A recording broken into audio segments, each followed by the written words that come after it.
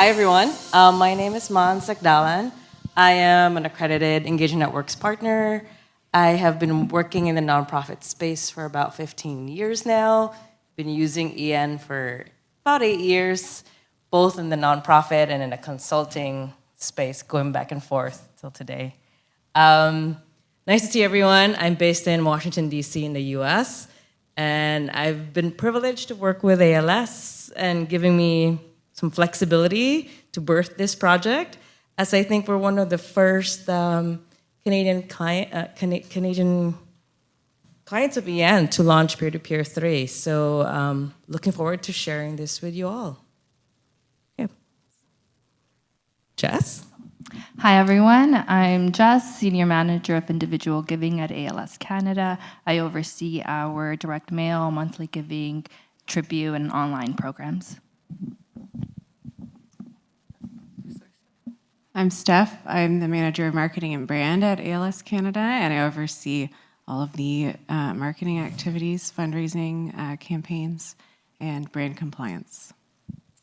And my name's Arden. I'm a fundraising events coordinator at ALS Canada, and I oversee our third-party community events, and I also support the delivery of our signature events. Awesome. Jess, do you want to give us a little bit of a background about ALS? Thank you. I will. So ALS Canada, also known as ALS Society of Canada, we support Canadians affected by ALS.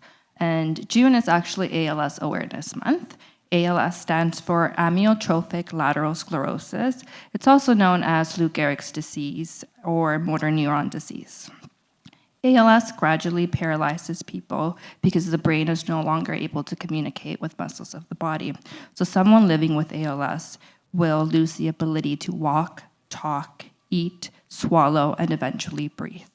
At ALS Canada, we fund research and we provide information, programs, and services to families affected by ALS. Thanks, Jess. Okay. Arden, do you want to give us a little bit of a... We're going to chat a little bit about a couple of our landing pages we've implemented. So we have our fundraising event page, and then we also have the tribute side of things. And I'm going to chat a little bit about our fundraising events pages first. So throughout the year, we have a number of community members who approach us who want to host their own fundraising events. This ranges from golf tournaments to theater productions, book launches, so different levels of support required, and obviously a lot of different needs to navigate.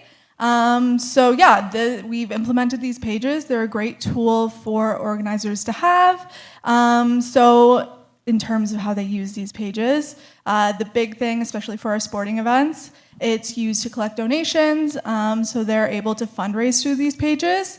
So the donors can follow the link, go through, process payments that way. It alleviates the stress on the organizers as well, just makes it paperless process, and they can focus more so on stewardship and event delivery themselves. They also are used as landing pages for events, so we do have individuals who use them more so to focus on the awareness piece, share their own stories and whatnot, and then they're obviously able to share these pages with their network that way.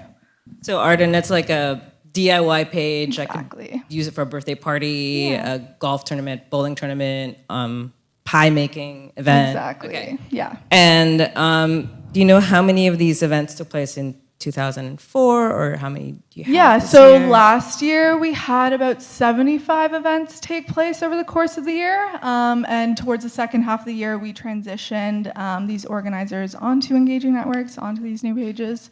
So it was great to see them embrace that. And then this year we've had about 40 registrants, some new, some returning, so it's great to see them utilizing the new tools.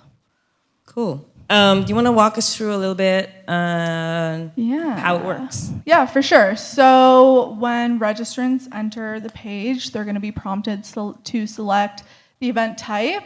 So whether it's a company event, sporting event, DIY style, they'll go in and select that. And then they'll be prompted to go through the registration page to fill out their personal information and whatnot. And then they'll also sign off on a waiver. And then after that takes place, they go through and they'll receive an email. They can go in on the back end, personalize however they see fit. They could select a team. Exactly. They could be an individual. Individual, yeah. Yeah, and then you can see on our page we have the Henderson Golf Tournament. Yeah. And there's also a leaderboard. So like you could also just go to like the main landing page and like look up different events that are ongoing. Yeah. Okay. Jess, do you want to talk a little bit about Tribute Campaign? Yes. So ALS is a terminal disease. 4,000 people in Canada are living with ALS. About 1,000 die each year, and 1,000 are diagnosed every year. The survival rate usually is about 2 to 5 years when someone's diagnosed. So tribute donations, as you can imagine, make a big part of our revenue. It's a sad reality for us. We know that anyone living with ALS will pass away. So having a dedicated space for families to be able to create a tribute page for their loved one was really important for us. Yeah, so I know this is pretty new in EN. I didn't see it like in peer-to-peer 2, a very easy way of creating just like a tribute page off the bat. And so when we conceptualized this, we really would have, really thank you, Ian, for putting this into the roadmap and like really working with us as the guinea pigs to like make a tribute campaign happen. Because like now you can set up just a tribute page and really have it only speak of tribute, like tribute fields, make it an FIM row for the data geeks. And so thank you for making that happen. But how are you feeling about this now that you've launched a tribute campaign? Honestly, really great. Having dedicated tribute pages, both for honoring somebody that's living with ALS or someone that's passed away from ALS, is really important to us. We knew we had a need for it. Our community was using the community events pages on our previous platform to create the pages, but the imagery and the language was not sensitive to what they were going through. So having a dedicated page with language and images that are specifically for families that are grieving was important. When we launched this, and we launched it in August of last year, we shared it on social media, and we saw an increase in registrations. Our community was responding well to it. We're now seeing that when someone passes away, within a couple of days, the family is creating a tribute page in memory of their loved one. The experience, I'm going on to the experience. Yeah, let's do it. Yeah. And so the experience, we wanted it to be simple, seamless for the families. They're going through a difficult time. We want this to be an easy thing for them to do. So the process is simple. It's very user-friendly, modern. The page registering could register the page, enter their details, add a image of the individual they're honoring, add a customized message as well.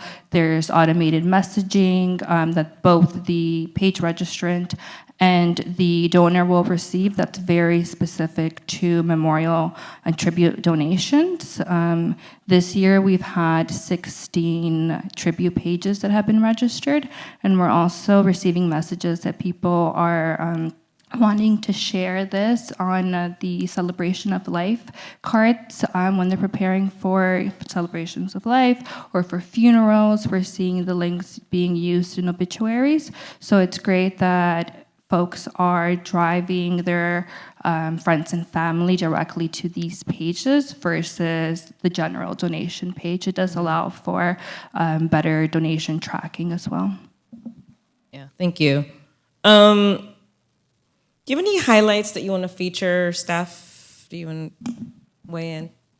Yeah, I think the most obvious highlight is that our community members are getting a better product at the end of the day. It's much easier to navigate, a smoother kind of journey. functionality is improved, capabilities, features, etc. And this is coming from Artez, which was very, very basic and pretty archaic. Sorry to poo-poo on Artez, but so that's a big highlight for sure. It also forced us to look inward in terms of the user journeys on both sites and looking at those audiences and how they're kind of navigating the site. We had to kind of really look at the messaging and articulate the tone and positioning to make it sensitive to them, like Jess said, because we have bereaved community members, and then we have family and friends of someone currently living with ALS. We have people actively grieving or celebrating someone's life, honoring their memory. So different people at different stages that you have to be sensitive to. So there's different kind of journeys. So that kind of audience research was a big highlight for us, and it's something we continue to learn from and create that kind of emotionally resonant communication. And then finally, the last thing is that the increase in registrations for those third-party fundraising events and the increased tribute pages that brings in fundraising dollars, which contributes to our mission areas at the end of the day. So that's a huge highlight. And then we're also getting more engagement with our community members, which is really important, continuing to steward those relationships and learn kind of what they're looking for. Thanks, Steph. Yeah, migration. Whew. Tell us a little bit about your migration experience. Yeah, so from a donor and event registrant perspective, we did a few things just to ensure a smooth transition on their end. So obviously there were communications that went out ahead of time just to kind of let them know what to expect and obviously get them excited for the new features with these pages.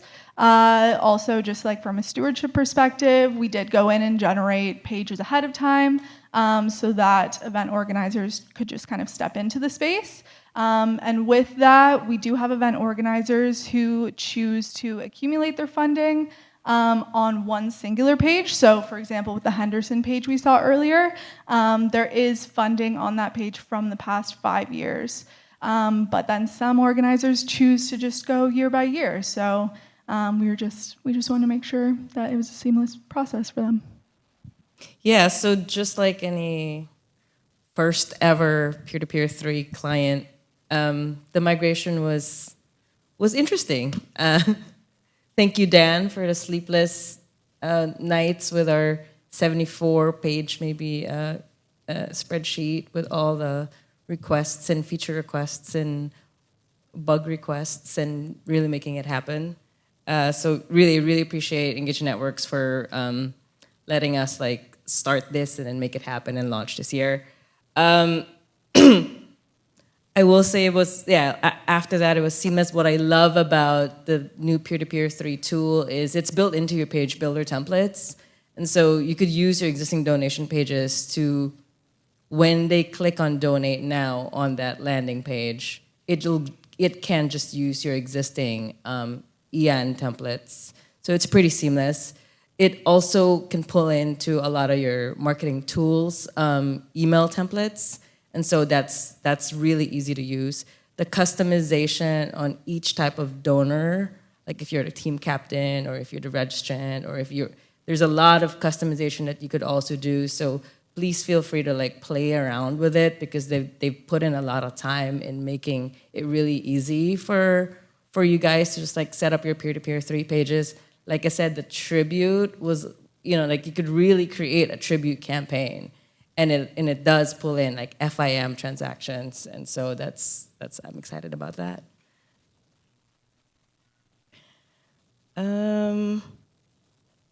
Next here, so sample on the messaging, and forward looking. Anything you're looking forward to, or any other things that you're hoping we could launch in the next iteration? Features like just allowing for even more personalization to keep people coming back to their pages and spending time there. because, you don't want it to be a set it and forget it kind of deal. So for tribute, we were thinking of like timelines of someone's life, like in adding memories, core memories, and maybe a family tree, like getting kind of creative, but just more opportunities for personalization. I was just talking to Jess, like a French version, like, like looking into creating like a language version for the Bane of pages. my existence. Yeah. Yes, we haven't started looking at the French side for tribute. Would love personalization. Now that we have these tribute pages, we really want to find a way for people to come back to this. But it is sensitive, right? So what we're thinking, like what Steph mentioned, just ways of personalizing the page so that families could share memories of their loved one on there. Another thing would be making sure that the features that our donors are used to in P2P2 are also all available on P2P3. After we launched, we noticed there were some that weren't. Some have been a quick fix, which has been amazing. But I believe on the community event side, it's a little different. So pass it over to you. Yeah, I will say reporting is very important to our event organizers. They want to be able to see the impact that they've had over the years, over the months, and it's also important from a stewardship perspective to be able to have those names to reach out to year over year. So that's definitely something I'm looking forward to on that side. And that's it. Thanks, everyone. So any questions? I guess I can look at the app.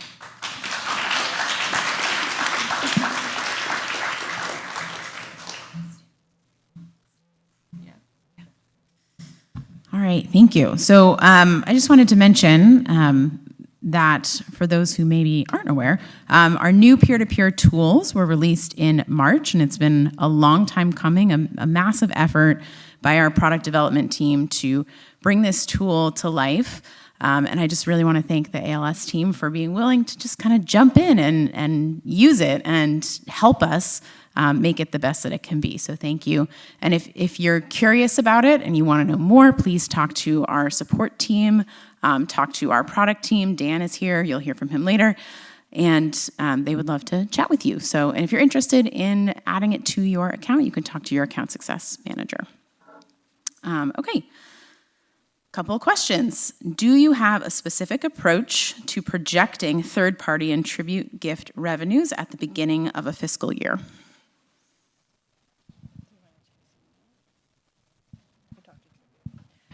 So it's a little hard. So for tribute, we know that every year we receive a lot of donations in tribute.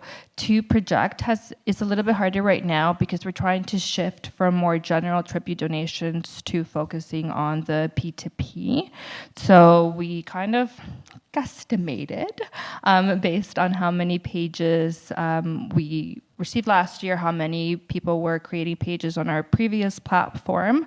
But a big thing for us, we know, is that we need to promote the P2P for tribute a lot more. Every time that we share about it on social or email, we see an increase in registrations. But yeah, it's a little hard to project right now.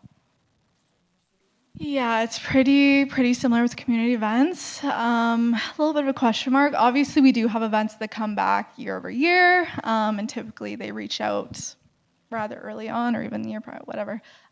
So we're able to kind of gauge that way, but kind of similar to tribute in a sense, I would say. Okay.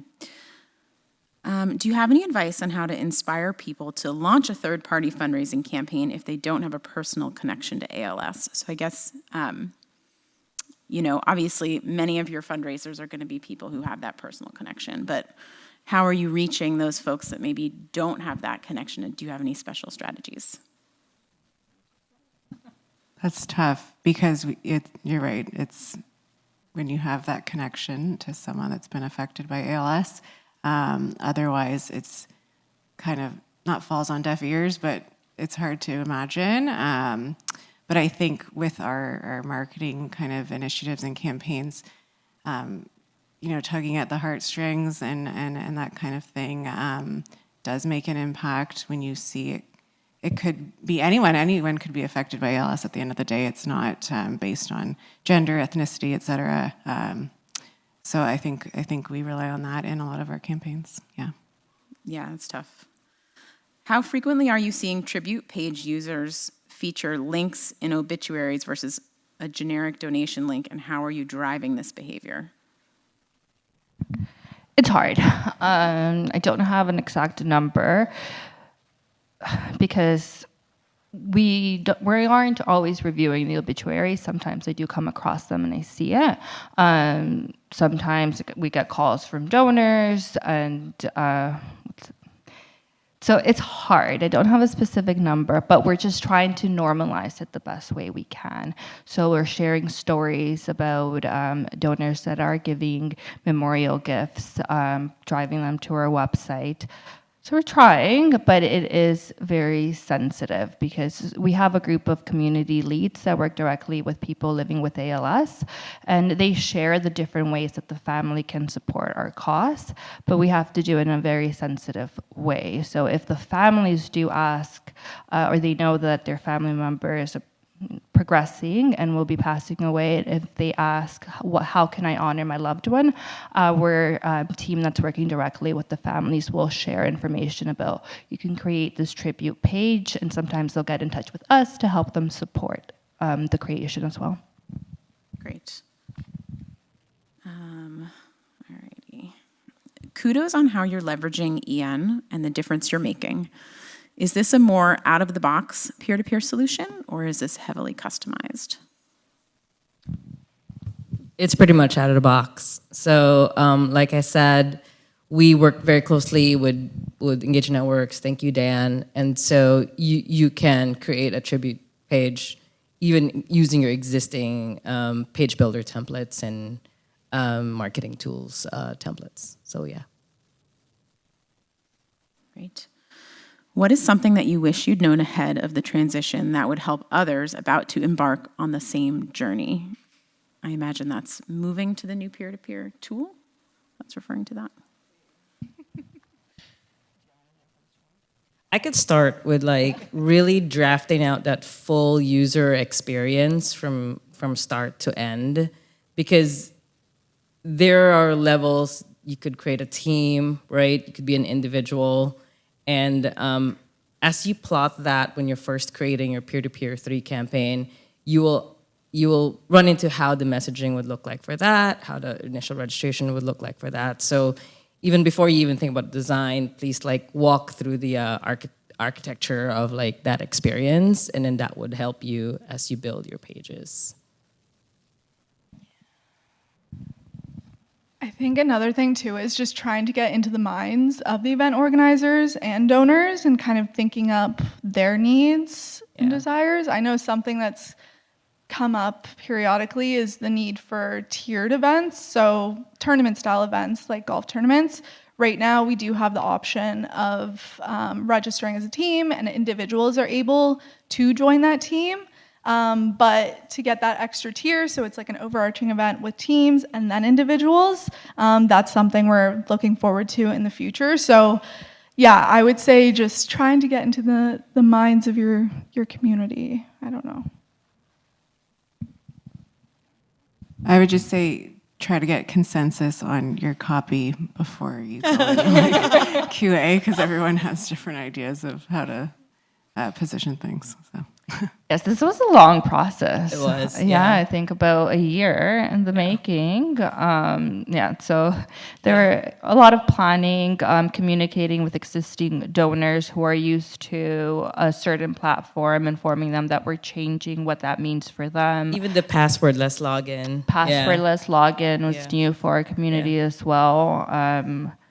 Do you want to explain that? Yeah, I mean, so peer-to-peer 2, you have a login and a password. This is the more 2025 way, where it's a passwordless login. So just like the hub. So you just go to your email and just verify. You get a magic link, right?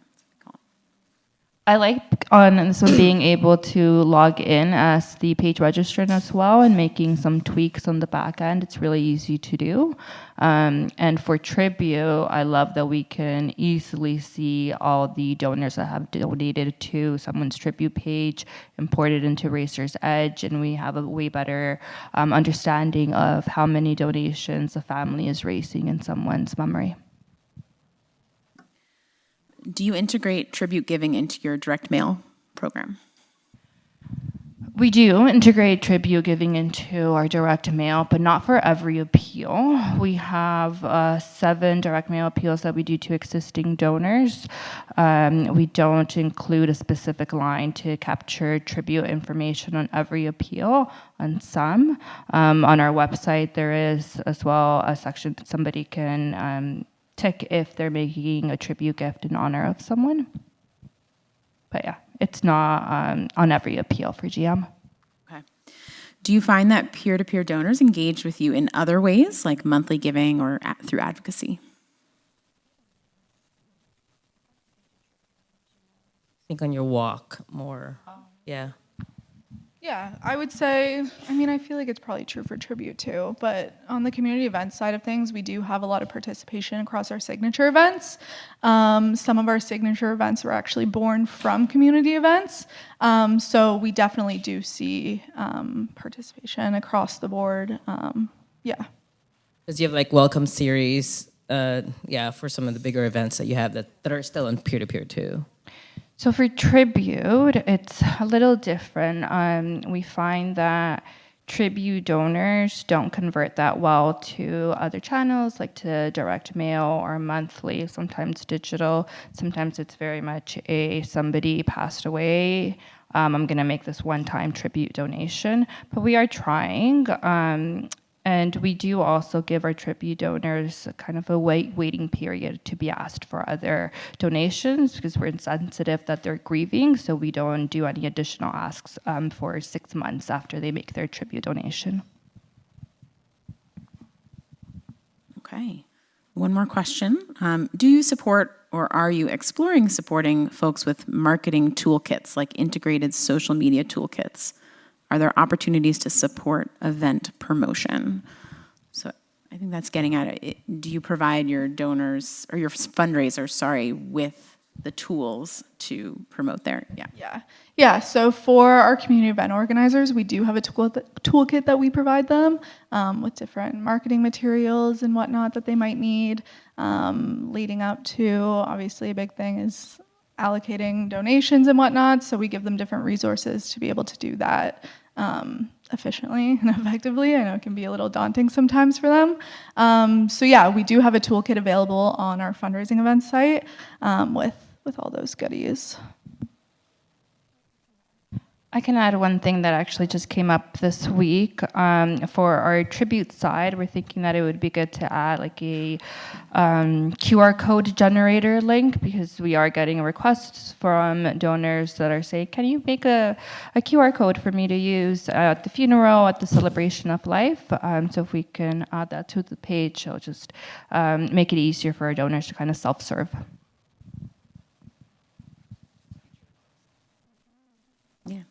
All right, wonderful. Thank you so much. ALS Canada, Mon, great job.